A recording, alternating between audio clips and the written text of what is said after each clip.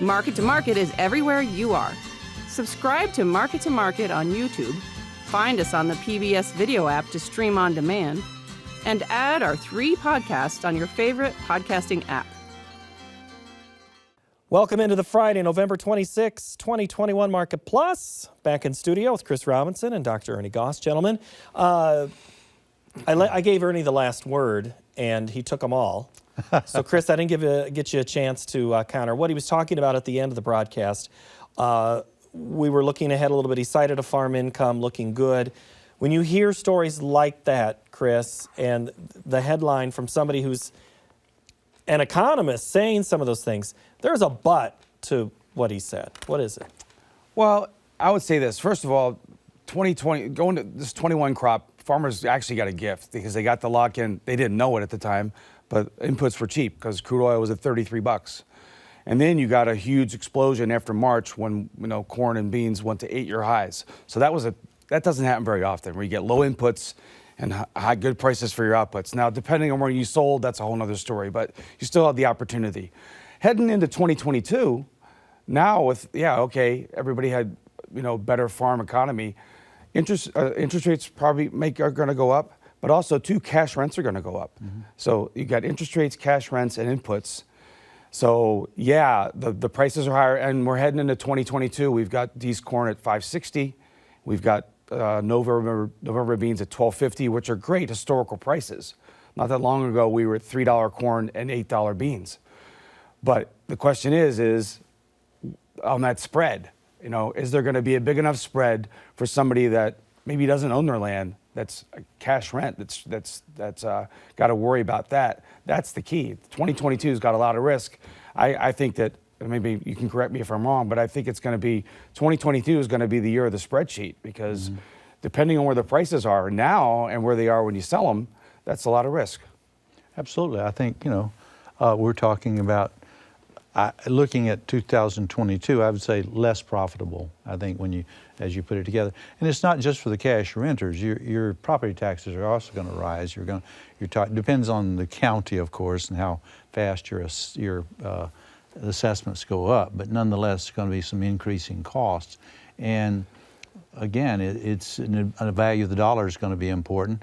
But global trade, in other words, we're looking today, exports of agricultural products up 24% from the same period last year. Now, of course, some of that's pandemic, but we're talking about boom in exports. The issue is imports have grown even more, even with these port issues. And so it's remarkable what the American farmer has done and will continue to do. Just this morning, there was a story. We're recording this on Tuesday, by the way. So if you're like, what happened between Wednesday and Thanksgiving? And I'm not on tryptophan. But there was a story Tuesday morning about maybe the American consumer has actually been buying local and been buying at places. Last Friday, I think it was after we taped Market, both I think Target and Walmart said, we're going to be fine. We've got everything we need. Mm-hmm. Has the American consumer saved Christmas for the retailers? Absolutely, and we're to a large degree. Now in other words, the idea that you can. My daughter is always telling me, "Well, I ordered it yesterday and I got it today on FedEx or whatever." Not anymore. The idea that you can do that and depend on it.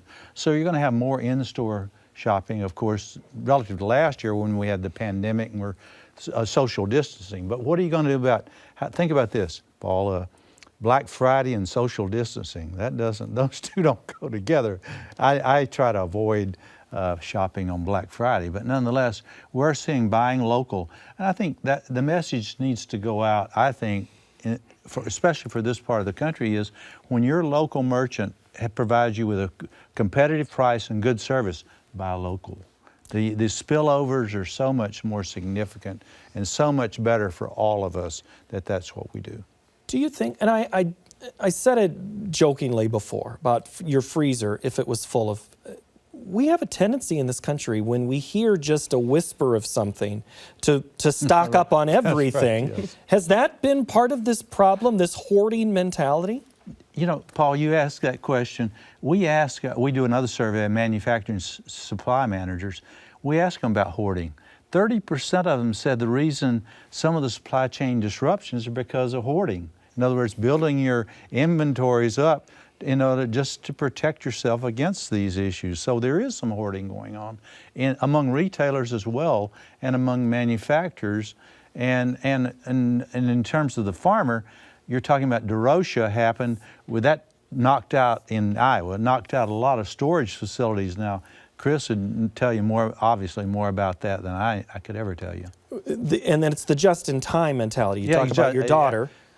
We want things now, and we may have to wait a week or two or 9 months or whatever it is. Yeah. We're impatient as Americans. Absolutely. 9 months. Are you kidding?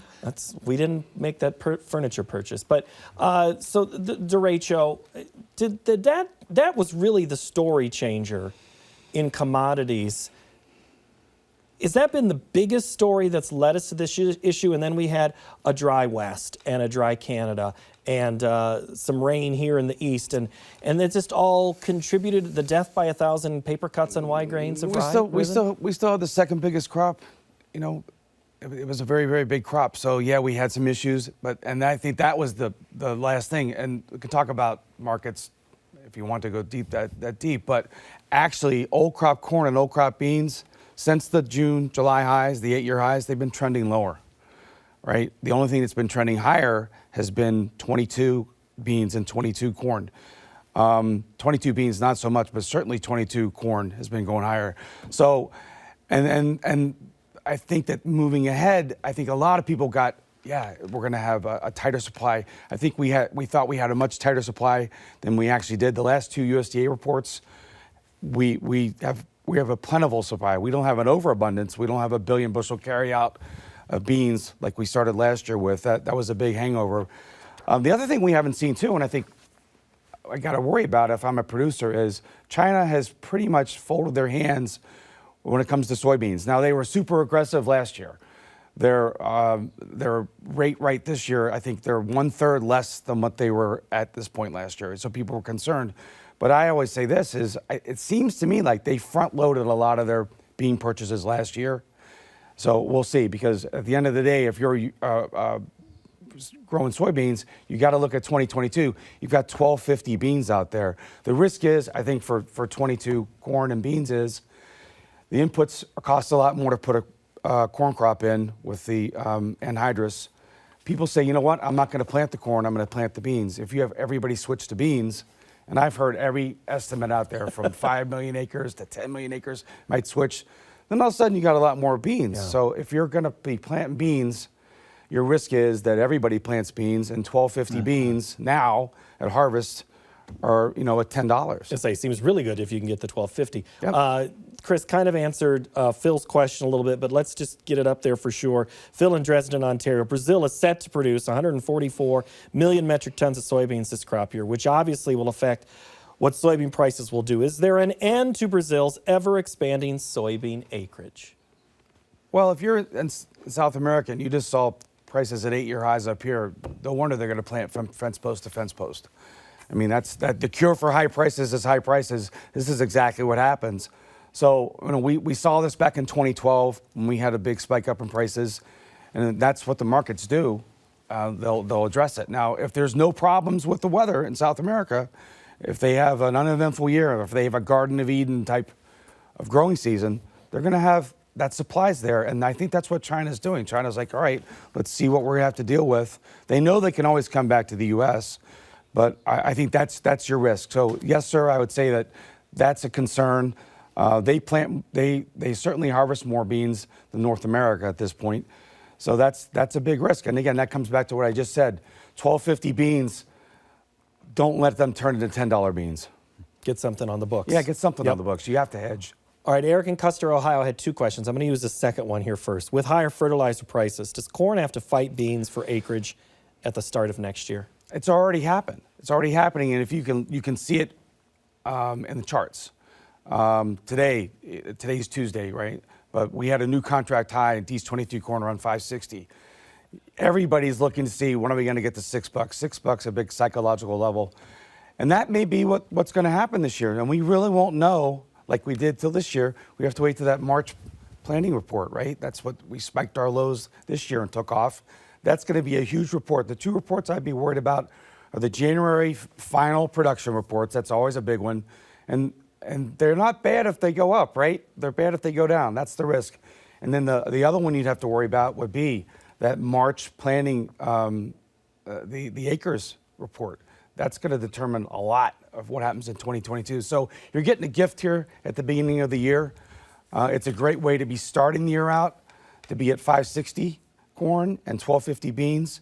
It's a much better place to be than if we were at, 450 corn and $10 beans. All right, one question for you each here to wrap up. Dr. Goss, 2022, what's the biggest story economically that we're going to see?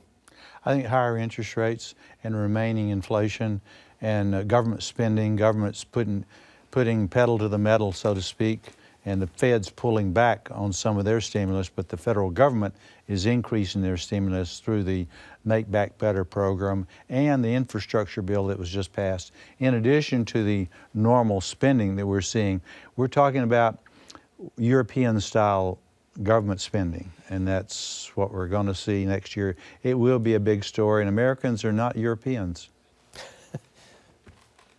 I'll let that one go. Chris, what do you think is the biggest story in agriculture or the economy in 22?